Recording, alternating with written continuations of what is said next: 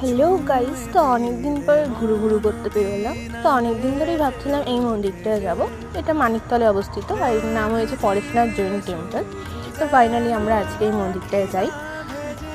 আমরা বিকেলের টাইমটাতে গেছিলাম, ওই 4:30 দিকে। তো মন্দিরটা খুবই সুন্দর আর ফটো তোলার জন্য তো খুব ভালো।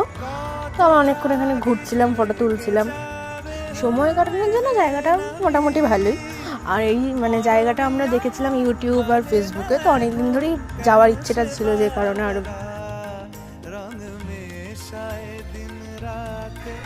তারপর ঠাকুর দর্শন করে আর কিছুক্ষণ ছিলাম, তারপরে ঘোরাঘুরি করে বাড়ি চলে আসি। তো আজকের মতো এখানেই। ভালো লাগলে লাইক কমেন্ট শেয়ার করে দিও। টাটা।